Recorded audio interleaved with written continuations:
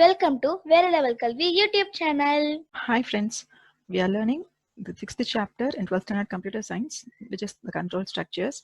In our previous video, we have just gone through the introduction part, and in today's video, we'll be learning the first two topics under the control structures, that is 6.2.1, the sequential statement, and 6.2.2, alternative or branching statement. Now, alternative or branching statement and pathona, further we have got three statements within that is simple if statement, if else statement, and if elif statement. So we'll be covering all these topics in today's video. Now coming to the content part, control structures எங்க தேவைப்படும், எந்த மாதிரியான control structures எல்லாம் இருக்குன்றது we have discussed in the introduction part. Now coming to the control structures definition and what are the statements we have. Control structure R statement அப்படின்னா என்னன்னா, எந்த ஒரு ஸ்டேட்மெண்ட்டை நம்மளோட ஃப்ளோ ஆஃப் கண்ட்ரோலை ஒரு இடத்துல இருந்து இன்னொரு இடத்துக்கு கொண்டு போகிறதுக்கு காரணமாக இருக்கோ அந்த ஸ்டேட்மெண்ட்ஸை நம்ம கண்ட்ரோல் ஸ்டேட்மெண்ட்னு சொல்கிறோம், or a control structure. So see here, a program statement that causes a jump of control from one part of the program to another is called as a control structure or a control statement. நம்ம இதை பற்றி சொல்லணும்னா, already நம்மளுக்கு 11th ஸ்டாண்டர்டில் first வால்யூமில் இருக்கிற algorithmic problem solving என்ற யூனிட்ல இருக்கக்கூடிய 7th chapter, that is composition and டீகம்போசிஷனில் we have come across the control flow statements, that is algorithm develop பண்ணும்போது எப்படி நம்ம இந்த பாயிண்ட்ஸ் எல்லாம் கன்சிடர் பண்ணுவோம், அதில் என்னெல்லாம் ஃப்ளோ ஆஃப் கண்ட்ரோல் ஸ்டேட்மெண்ட்ஸ் இருக்குன்னு டிஸ்கஸ் பண்ணும்போது கூட we have sequential, alternative and iterative concepts discuss பண்ணியிருக்கோம். இந்த சேம் வே செகண்ட் வால்யூம் இருக்கக்கூடிய 10th chapter, that is flow of கண்ட்ரோலில் நம்ம அதை எப்படி இம்ப்ளிமெண்ட் பண்ணுவோன்றதும் பார்த்துருந்தோம். ஸோ 7th சாப்டரில் இருக்கக்கூடிய பேசிக்ஸ் வந்து how to develop, that is நம்ம அல்காரிதம் டெவலப் பண்ணும்போது எப்படி ஃபாலோ பண்ணுவோன்றது. அண்ட் 10th சாப்டர் இருக்கிறது வந்து it is confine to C++. The same concepts நம்ம எந்த ப்ரோக்ராமிங் லாங்குவேஜ் எடுத்துக்கிட்டாலும் control structures are really important. எல்லா ப்ரோக்ராமிங் லாங்குவேஜஸ்லையும் will have this control structures. ஒவ்வொரு லாங்குவேஜுக்கும் நம்மளுக்கு சின்டாக்ஸ் மாறும் and very few changes இருக்கலாம், பட் அந்த control structures and the concept, it is very important in almost all the programming languages. As discussed earlier, we have three important control structures. They are sequential, alternative or branching, iterative or looping statements. First, coming to sequential statement. Sequential அப்படின்னாலே அந்த நேம்லயே இருக்கு, statements are executed one after the another. நம்ம எழுதிருக்கிற ஸ்டேட்மெண்ட்ஸை first statement, அப்புறம் second statement, அப்புறம் third statement, so ஒரு particular சீக்வன்ஸை ஃபாலோ பண்ணி அடுத்தடுத்த ஸ்டேட்மெண்ட் எக்ஸிக்யூட் பண்ணிக்கிட்டே வரும். So that is what given. A sequential statement is composed of sequence of statements which are executed one after another. ஒன்று ஸ்டேட்மெண்ட்டுக்கு அப்புறம் இன்னொரு ஸ்டேட்மெண்ட் எக்ஸிக்யூட் ஆகிறது தான் நம்ம சீக்வென்ஷியல் ஸ்டேட்மெண்ட்ஸ் அப்படின்னு சொல்கிறோம். For that they have given an example. நம்மளுடைய name, address and phone number print பண்ணணும்னா it can be a good example for sequential statements. So here they have given just two print statements, and the print statements kana output eppadi irukondradha explain pannirukanga. Let us discuss this with our example. So just I'm writing the statement to print my name, then address print panna sollirukanga Chennai. நம்ம எந்த ஆர்டர்ல இங்க எழுதுறோமோ நமக்கு அதே ஆர்டர்ல அவுட்புட்டை display பண்ண போகுது. Okay, this is sequential statements. So ஒரு ஸ்டேட்மெண்ட்டுக்கு அப்புறம் இன்னொரு ஸ்டேட்மெண்ட், நம்ம இப்படி எத்தனை ஸ்டேட்மெண்ட்ஸ் இருந்திருந்தாலும் அடுத்தடுத்த ஸ்டேட்மெண்ட்டை கண்டினியூஸாக எக்ஸிக்யூட் ஆகிட்டே வருதுன்னா தட் இஸ் சீக்வென்ஷியல் ஸ்டேட்மெண்ட்னு சொல்கிறோம். Coming to alternative or branching statement, it is like நம்மளுடைய டெய்லி லைஃப்பில் நம்ம ஃபேஸ் பண்ணக்கூடிய ரியல் லைஃப் சுச்சுவேஷன்ஸை ஹேண்டில் பண்ணுறதுக்கு which will follow these kind of statements. Say for example, நம்ம டெய்லி ஒரு ரூட் ஃபாலோ பண்ணி நம்ம வீட்டில் இருந்து ஆஃபீஸ்க்கோ ஸ்கூலுக்கோ போகிறோம்னு வச்சுக்கோங்க. சப்போஸ் திடீர்னு நம்ம இன்னைக்கு காலையில் கிளம்பும் போது அந்த ரோடு டிராஃபிக்னாலேயோ இல்லை ஏதாவது ஒரு ரோட்ல ஒர்க் நடக்கிறதுனாலையோ அந்த ரோடு பிளாக் பண்ணியிருக்காங்கன்னா obviously will go for an alternate. அப்போது அந்த வழியாக நம்மளால போக முடியாதுன்னு சொல்லும்போது நம்ம வேற ஒரு வழி சூஸ் பண்ணுறோம். த சேம் நம்மளுடைய ப்ரோக்ராமில் இந்த ஒரு பாசிபிலிட்டி இருக்கு, வேற மாதிரி நடக்கிறதுக்கும் சான்ஸ் இருக்குன்னு சொல்லும்போது நம்ம அதை ஹேண்டில் பண்றதுக்கான செட் ஆஃப் ஸ்டேட்மெண்ட்ஸை டிஃபைன் பண்ணுவோம். அதுதான் நம்ம ஆல்டர்னேட்டிவ் ஆர் பிரான்ச்சிங் ஸ்டேட்மெண்ட்னு சொல்லுவோம். தட் இஸ் நார்மலா சீக்வென்ஷியலா போகும், ஏதாவது ஒரு கண்டிஷன் அங்க சாட்டிஸ்ஃபை ஆகுது இல்லை ஆகலை, அங்க ஏதோ ஒரு சேஞ்ச் இருக்குன்னு சொல்லும்போது will go for an alternate. நம்ம ப்ரோக்ராமிங்கில் சொல்லணும் போது to check whether a given number is positive or negative நமக்கு நம்பர் கொடுத்ததுக்கு அப்புறம் தான் டிசைட் பண்ண முடியும். அது கிரேட்டர் தேன் 0வா இருந்தால் அது பாசிட்டிவ் நம்பர், லெஸ் தேன் 0வா இருந்தால் அது நெகட்டிவ் நம்பர்னு சொல்ல முடியும். So that depends on some condition. Or even or odd number சொல்லணும்னா ஒரு நம்பர் ஈவனா ஆடா, it maybe even or maybe odd, அது எப்படி டிசைட் பண்ணலாம்னா அந்த நம்பரை 2ஆல் டிவைட் பண்ணனா ரிமைண்டர் 0 வந்துருச்சுன்னா அது ஈவன் நம்பர், வரலன்னா அது add number. So there are 2 possibilities. அந்த மாதிரி ஸ்டேட்மெண்ட்ஸ் எல்லாம் ஹேண்டில் பண்ணணும் போது the best option would be alternative or branching statements. So in that we have got these 3 different types of alternative statements, that is simple if else and if elif statement. Simple if statement அப்படின்னா இதுதான் இருக்கிற decision making statements ஒரு alternative ஸ்டேட்மெண்ட்ஸ்ல இருக்கக்கூடிய simplest form. எப்போ நம்ம ஒரு condition check பண்ணிட்டு அது ட்ரூவா இருந்தா என்ன பண்ணணும்ன்றது மட்டும் நம்ம ஸ்பெசிஃபை பண்ண போறோமோ அப்போ நம்ம சிம்பிள் இஃப் ஸ்டேட்மெண்ட் யூஸ் பண்ணுவோம்.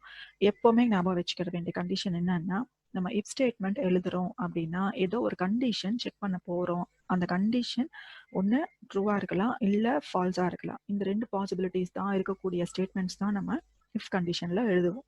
அண்ட் அந்த கண்டிஷனும் எந்த ஃபார்ம்ல இருக்கணும்னா it should be a relational expression or a logical expression. இந்த எக்ஸ்பிரஷன்ஸ் தான் நம்மளுக்கு ட்ரூ ஆர் ஃபால்ஸ் ரிட்டர்ன் பண்ற மாதிரியான எக்ஸ்பிரஷன்ஸா இருக்கும். ஸோ நம்ம இஃப் கண்டிஷன் எழுதும் போது நம்மளோட கண்டிஷன் எப்படி இருக்கணும், relational expression or a logical எக்ஸ்பிரஷனா இருக்கணும். Let us see the syntax of if statement. See, if எழுதுறோம், நம்மளோட கண்டிஷன் என்னன்றதை நம்ம ஸ்பெசிஃபை பண்ண போறோம், followed by colon. இந்த கண்டிஷன் ட்ரூவா இருந்தா அப்போ நம்மளுக்கு என்ன கோர்ஸ் ஆஃப் ஆக்ஷன் பண்ணணுமோ அது நம்ம ஸ்டேட்மெண்ட் பிளாக்கா எழுதுவோம். That is with equal indentation. Okay, so see the example here. நம்மளுக்கு எக்ஸ்ன்ற ஒரு வேரியபிள்குள்ள யூசர் கிட்ட இருந்து ரன் டைம் இன்புட் வாங்கிட்டு இருக்கோம், தட் இஸ் ஏஜ் வாங்கிட்டு இருக்கோம். அந்த ஏஜ் வந்து if it is greater than or equal to 18 அப்படின்னா நீங்க ஓட் போடுறதுக்கு எலிஜிபிளா இருக்கீங்க அந்த ஒரு ஸ்டேட்மெண்ட்டை பிரிண்ட் பண்ணன்னு சொல்றோம். இப்போ நம்ம இந்த சிம்பிள் இஃப் ஸ்டேட்மெண்ட் யூஸ் பண்ணும்போது நம்மளுக்கு லெஸ் தேன் 18 இருக்கிற இன்புட் வர்றதுக்கும் சான்ஸ் இருக்கு. ஆனா லெஸ் தேன் 18 வந்தா என்ன பண்ணணும்ன்றதுக்கான ஸ்டேட்மெண்ட்ஸ் நம்ம இங்க எதுவுமே எழுதல. ஸோ நம்ம அப்படி லெஸ் தேன் 18 இன்புட் கொடுத்தோம்னா நமக்கு எந்த விதமான அவுட்புட்டும் வராது. They have given that examples. See here, first input வந்து நம்ம 34 கொடுக்குறோம் அப்படின்னா என்ன ஆகும், x is greater than or equal to 18 அந்த கண்டிஷன் செக் பண்ணோம். 34 is greater than or equal to 18, true. அதனால அந்த if பிளாக்கா இருக்கக்கூடிய இந்த ஸ்டேட்மெண்ட்ஸ் எக்ஸிக்யூட் பண்ணும். So you are eligible for ஓட்டிங்ன்றதை பிரிண்ட் பண்ணிடும். சப்போஸ் நம்ம இன்னொரு இன்புட் கொடுக்குறோம், தட் இஸ் 16 கொடுத்துருக்கோம் அப்படின்னா this condition will be false. 16 is greater than or equal to 18ன்றது ஃபால்ஸ் கண்டிஷன் ஆகும். அப்போ இந்த if பிளாக்குள்ள இருக்கிற ஸ்டேட்மெண்ட் எக்ஸிக்யூட் ஆகாது. வேற எந்த ஸ்டேட்மெண்ட்டுமே நம்ம எழுதாததுனால நம்மளுக்கு எந்த அவுட்புட்டும் வராது. Let's see that practically. Enter your age and கேட்டிருக்கு. நம்ம greater than or equal to 18 கொடுக்குறோம். ஃபார் எக்ஸாம்பிள் நான் 20 கொடுக்குறேன்னா you are eligible for voting and display பண்ணுது. சப்போஸ் இன்னொரு வாட்டி நம்ம ரன் பண்ணும்போது நான் ஈக்குவல் டு 18ஆவே கொடுக்குறேன் அப்படின்னா ஐம் கிவிங் 18, அப்போவும் எனக்கு you are eligible for voting and print பண்ணுது. சப்போஸ் நான் லெஸ் தேன் 18 கொடுக்குறேன் அப்படின்னா see even if it is 17 கொடுத்தா கூட எனக்கு எந்த அவுட்புட்டும் வராது. 17 இருந்தா என்ன பண்ணணும்ன்றது நம்ம எந்த ஒரு இன்ஸ்ட்ரக்ஷனுமே கொடுக்கல. 18க்கு கிரேட்டர் ஆர் ஈக்குவல் டு இருந்தா மட்டும் you are eligible for voting and print பண்ணணும்னு சொல்லியிருக்கோம். லெஸ் தேன் இருந்தா என்ன பண்ணணும்ன்றது நம்ம இங்க எதுவுமே சொல்லல. So we cannot get any output here. இப்போ நம்ம சிம்பிள் இஃப் ஸ்டேட்மெண்ட் பார்க்கும்போது எப்போ நம்மளுக்கு அந்த கண்டிஷன் ஃபால்ஸ் ஆகுதோ என்ன பண்ணணும்ன்ற ஸ்டேட்மெண்ட் பிளாக்கை நம்ம அதில் எழுத முடியலை. நம்ம அதை எழுதலைன்னும் போது நம்மளுக்கு அதுக்கான அவுட்புட் எதுவுமே வராது. ஸோ ஆஸ் ஹியூமன்ஸ் நம்மளால புரிஞ்சுக்க முடியுது, ஓகே அங்கே லெஸ் தேன் 18 இருக்கு, ஸோ நாட் எலிஜிபிள்ன்றது நம்மளால புரிஞ்சுக்க முடியும். பட் எல்லாராலையும் புரிஞ்சுக்க முடியும்ன்றது கிடையாது. So for that to make it clear we have got another statement, that is if else statement. இந்த if else ஸ்டேட்மெண்ட் என்ன பண்ணுவோம்னா இஃப்ல நம்ம ஒரு கண்டிஷன் ஸ்பெசிஃபை பண்ணுவோம். அந்த கண்டிஷன் நம்ம ஆல்ரெடி டிஸ்கஸ் பண்ண மாதிரி எய்தர் ட்ரூ ஆர் ஃபால்ஸா இருக்கலாம். அது ட்ரூவா இருந்துச்சுன்னா நம்ம இஃப் பிளாக்ல இருக்கக்கூடிய ஸ்டேட்மெண்ட்ஸ் எக்ஸிக்யூட் ஆகும். அது ஃபால்ஸா இருக்கிற சிச்சுவேஷன்ல எல்ஸ்ல இருக்கிற ஸ்டேட்மெண்ட் எக்ஸிக்யூட் ஆகும். அதுக்கான சின்டாக்ஸ் கொடுக்கறது தான் நம்மளுக்கு if else statement. So see the syntax here. If condition இது வரைக்கும் நம்ம இஃப் ஸ்டேட்மெண்ட்ல பார்த்ததே தான். அடிஷ்னலா என்ன எழுதுறோம்னா எல்ஸ் பார்ட் எழுதுறோம். So remember to give colon after else.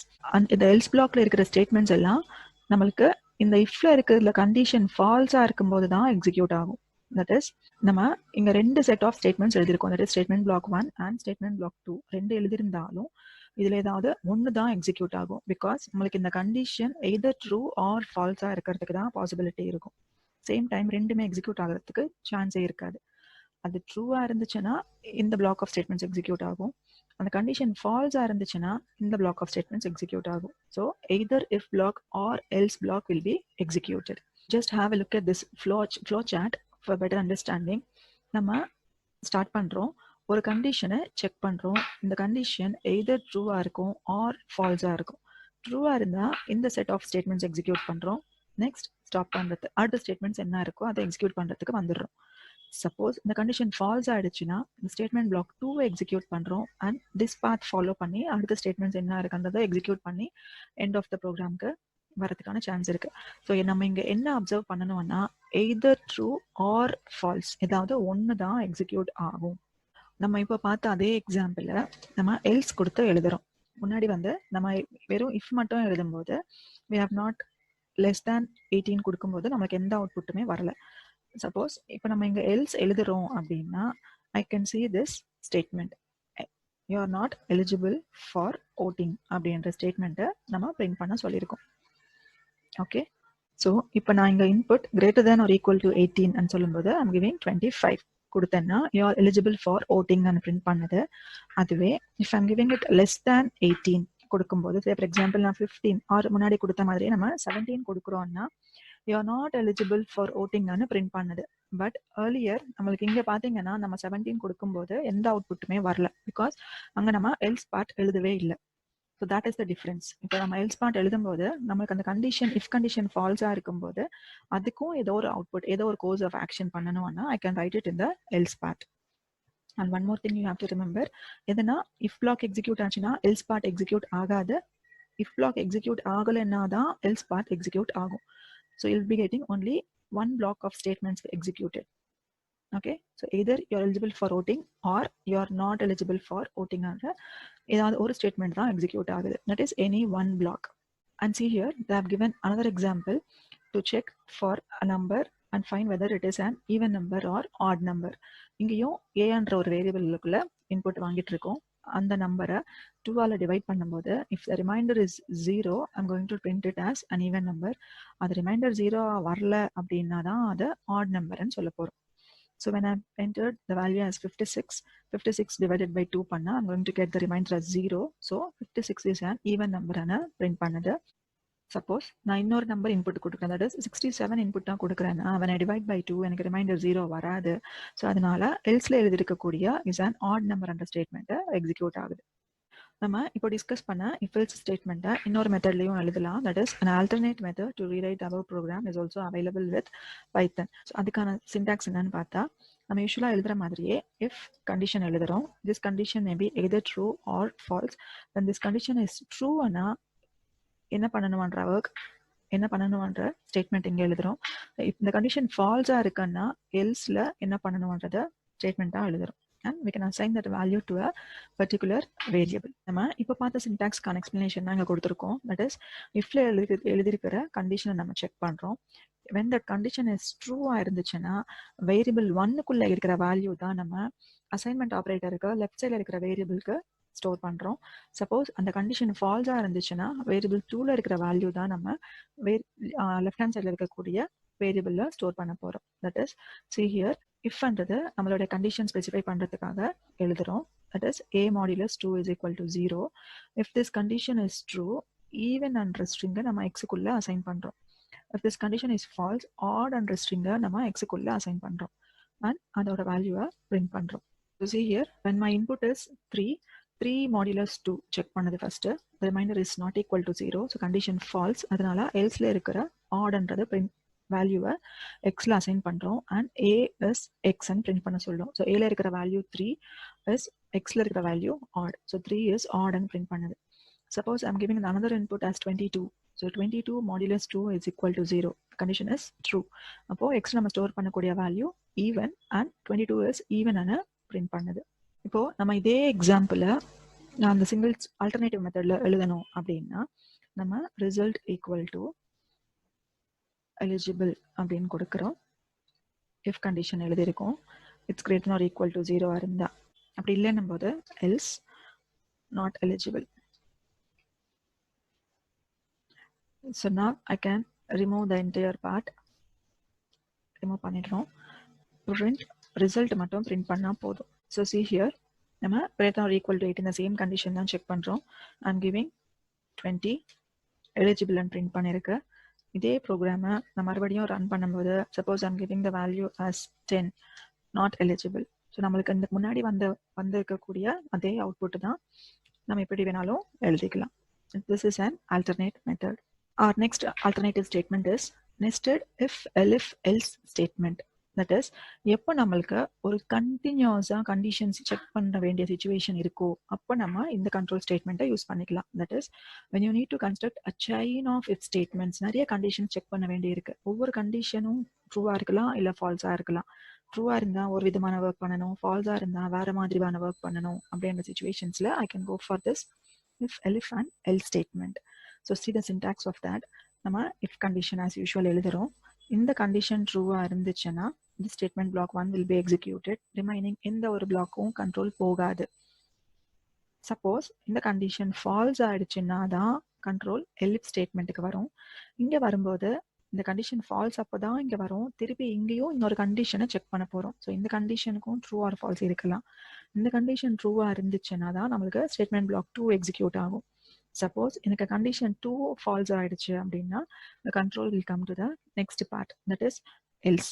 இங்க எல்ஸ் தான் எழுதணும்னு இல்லை, எனக்கு இன்னொரு கண்டிஷனும் செக் பண்ணணும்னா I can write another elif statement. எத்தனை எலிஃப் ஸ்டேட்மெண்ட்ஸ் வேணாலும் எழுதிக்கலாம்.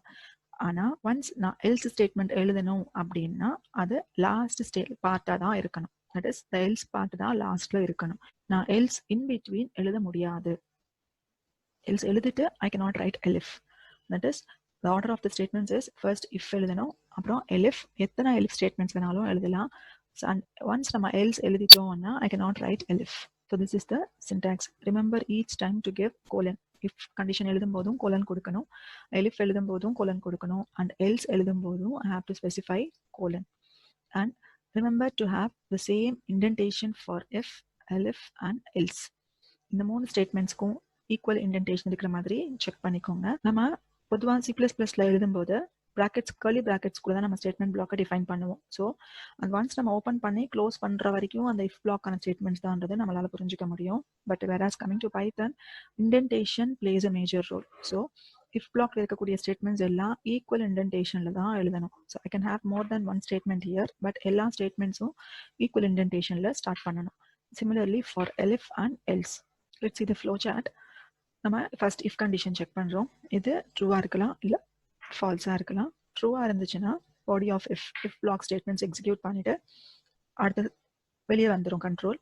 சப்போஸ் இந்த கண்டிஷன் ஃபால்ஸ் ஆயிடுச்சு அப்படின்னா தட் இஸ் elif பார்ட்டுக்கு வருது. ஸோ elif அன்னு சொல்லும்போது again you'll have an expression here, test expression. இந்த எக்ஸ்பிரஷனும் ட்ரூ ஆர் ஃபால்ஸ் ரெண்டு பாசிபிலிட்டிஸ் இருக்கும். So if it is true, the control will move like this. So elif ஸ்டேட்மெண்ட்டுக்கான body of the statements execute பண்ணும் and comes to the exit part. Suppose இந்த கண்டிஷனும் false ஆயிடுச்சு அப்படின்னா control moves to the else part and அந்த block of statements execute பண்ணிட்டு it will move to the end of the statements. elif கிளாஸ்ன்றது என்ன பண்ணுவோம்னா நம்ம பொதுவாக if else அப்படின்னு எழுதக்கூடிய ஸ்டேட்மெண்ட்ஸ் தான் கம்பைன் பண்ணி இந்த else if தான் elif கம்பைன் பண்ணுது. So elif can be consider to be an abbreviation of else if அப்படின்னு சொல்றோம். நம்ம இப்போ டிஸ்கஸ் பண்ணது தான் if ஸ்டேட்மெண்ட்ல எத்தனை elif கிளாஸஸ் வேணாலும் எழுதலாம். பட் ஒன்ஸ் நம்ம else எழுதுறோம் அப்படின்னா that should be placed at the end. We don't have this if elif else statement in C++. Instead நமக்கு C++ல இருக்கக்கூடிய nested if ஸ்டேட்மெண்ட்டுக்கு இந்த if elif statement will be similar. So just consider this example. That is நம்ம mark enter பண்ண போறோம். 2 subjects ஓட marks, that is M1 and M2. We are getting as an input from the user and we are calculating the average of those 2 subjects. and an average வந்து எப்படி வேணாலும் இருக்கலாம். அப்போ நம்ம என்ன சொல்றோம்னா சப்போஸ் அது 80 or above 80 இருந்துச்சுன்னா கிரேட் ஏன்னு சொல்றோம். இல்ல 70க்கும் 80க்கும் நடுவுல இருந்துச்சு அப்படின்னா that is 70 to 79 இருந்துச்சுன்னா B கிரேட்னு சொல்றோம். and 60 to 70 இருந்தா C கிரேட், 50 to 60 இருந்தா D கிரேட், ஆர் அதை விட கம்மியா இருந்தா நம்ம E கிரேட்னு சொல்றோம். ஸோ ஈச் டைம் நம்ம ஒவ்வொரு வாட்டியும் கண்டிஷன் செக் பண்ண வேண்டிய சுச்சுவேஷன் இருக்கு. ஸோ இந்த மாதிரி கேஸ்ல நம்ம if elif ஸ்டேட்மெண்ட்டை யூஸ் பண்ண போறோம். See how we are going to define. if first வந்து average greater than or equal to 80 ஆன்னு செக் பண்றோம். இந்த கண்டிஷன் ட்ரூ ஆயிடுச்சுன்னா நம்மளுக்கு இந்த கிரேட் ஏ என்ற ஸ்டேட்மெண்ட்டை பிரிண்ட் பண்ணிடும். அவ்வளோதான், எக்ஸிட் பண்ணி வெளியே வந்துடும் கண்ட்ரோல். வேற எலிஃப் ஸ்டேட்மெண்ட்டுக்குள்ளே போகவே போகாது. அதுவே நம்மளுக்கு ஆவரேஜ் வந்து இட் இஸ் பிட்வீன் 70 and 80, 80 விட கம்மி ஆனால் 70 விட அதிகமாக இருந்தா அப்படின்னு செக் பண்ணுறதுக்காக இங்கே ஒரு கண்டிஷன் நம்ம எழுதுறோம். If this condition is true, நமக்கு இந்த ஒரு பர்டிகுலர் ஸ்டேட்மெண்ட் மட்டும் எக்ஸிக்யூட் பண்ணிட்டு கிரேட் பின்னு பிரிண்ட் பண்ணிட்டு கண்ட்ரோல் எக்ஸிட் பண்ணிடும். ஒரே ஒரு ஸ்டேட்மெண்ட் தான் எக்ஸிட் பண்ண போகிறோம். அது அப்படி இல்லைன்னா ஆவரேஜ் 60க்கும் 70க்கும் நடுவில் இருந்துச்சுன்னா கிரேட் சின்னு பிரிண்ட் பண்ணணும். ஸோ எப்போ அது 80 விட லெஸ் தேனாக இருக்கோ அப்போதான் நம்ம இங்கே இந்த எலிஃப்கே வரும். எப்போ அது 70 விடையும் கம்மியாக இருக்கோ அப்போதான் அந்த கண்டிஷன் ஃபால்ஸ் ஆகும். ஸோ அடுத்த எலிஃப்க்கு வரும். லைக் தட் நம்ம எத்தனை எலிஃப் ஸ்டேட்மெண்ட்ஸ் வேணாலும் எழுதிக்கிட்டே போதும். அண்ட் எப்போ நம்மளோட ஆவரேஜ் 50 விடையும் கம்மியாக இருக்கு அப்படின்னு நமக்கு இங்கே டிசைட் பண்ணுறோமோ, தட் இஸ் எப்போ இந்த எல்லா எலிஃப் கண்டிஷன்ஸும் ஃபால்ஸ் ஆகுது அப்படின்னா ஆப்வியஸ்லி லாஸ்ட்ல இருக்கக்கூடிய எலிஃப் ஸ்டேட்மெண்ட்டுக்கு தான் வரும். அண்ட் இங்கே இருக்கிற கிரேட் இன்றதை பிரிண்ட் பண்ணுறோம். One thing we have to understand is, ஏதாவது ஒரு பிரிண்ட் ஸ்டேட்மெண்ட் தான் எக்ஸிக்யூட் ஆகும். பிகாஸ் நம்மளோட கிரேடோட ரேஞ்ச் நம்ம செக் பண்ணிக்கிட்டே இருக்கும். ஸோ எந்த ரேஞ்சுக்குள்ளே இருக்கோ அதுக்கான பிரிண்ட் ஸ்டேட்மெண்ட் தான் எக்ஸிக்யூட் பண்ண போகிறோம். only one block of statement will be executed. நம்ம இத்தனை options எழுதிருந்தாலும் only one block of statement will be executed. So just have a look at the output. நம்மளுடைய மார்க்ஸ் என்டர் பண்ணியிருக்கோம் இந்த 2 subjects 34 and 78. அதோட average calculate பண்ணும்போது the average lies between 50 and 60. So the grade is D and print பண்ணுறோம். And suppose the next input is 67 and 73 and கொடுக்குறோம். So the average is going to be between 70 to 80. So grade B and print பண்ணுறோம். எதுனா ஒரு grade தான், that is one block of statement தான் execute ஆகும். Just have a look at this நோட்மா. என்ன கொடுத்துருக்காங்கன்னா, நம்ம பொதுவாக ஒரு நீட் ப்ரெசன்டேஷனுக்காக தான் நம்ம ஸ்பேஸ் விட்டுட்டு அடுத்த லைனில் ஸ்பேஸ் விட்டுட்டு நீட்டாக எழுதுவோம். But when you come to Python, நம்மளுக்கு இண்டென்டேஷன் தான் மெயின் ரோல் ப்ளே பண்ணுது. நம்ம ஒரு ஸ்பேஸ் அப்படி இப்படி கொடுத்தா கூட it's not considered as that block of statement. அதனால indentation is very very very important. And if elif else எல்லாமே லோவர் கேஸ் லெட்டர்ஸ்ல தான் எழுதணும். லாஸ்ட்ல கோலன் கொடுக்கணும். The syntax is very very important. So just have a look, consider the syntax. See, we have got one more example using if statement. அதுல in and not in use பண்ணிட்டு example explain பண்ணிருக்காங்க. That is user கிட்ட இருந்து ஒரு input வாங்குறோம். That is going to be a character. And அந்த கேரக்டரை இந்த ஒவெல்ஸா இருந்தா maybe small letter or capital letter, upper case or lower case எப்படி இருந்தாலும் நம்ம செக் பண்ணிட்டு தட் இஸ் இந்த செட் ஆஃப் வேல்யூஸ்ல இருந்தா அதை ஒவல் அண்ட் பிரிண்ட் பண்ணணும்னு சொல்லுவோம். அதனால ஐ எம் யூசிங் இன். இப்போ என்ன பண்ணுவோம்னா, நான் சிஹெச் இன்புட்டா வாங்கும்போது ஃபார் எக்ஸாம்பிள் ஃபர்ஸ்ட் நான் இஎன் இன்புட் கொடுத்துருக்கேன். அப்போ என்ன பண்ணுவோம், சிஹெச்ல இஎன்ற வேல்யூ ஸ்டோரா இருக்கும். அது ஒவ்வொரு வேல்யூவோட கம்பேர் பண்ணிக்கிட்டே வரும். இந்த செட் ஆஃப் வேல்யூஸ்ல இருக்கான்னு செக் பண்ணுதுன்னா each time it is comparing. E is equal to A இல்ல. So E is equal to capital A இல்ல. So next small e is equal to small e, yes.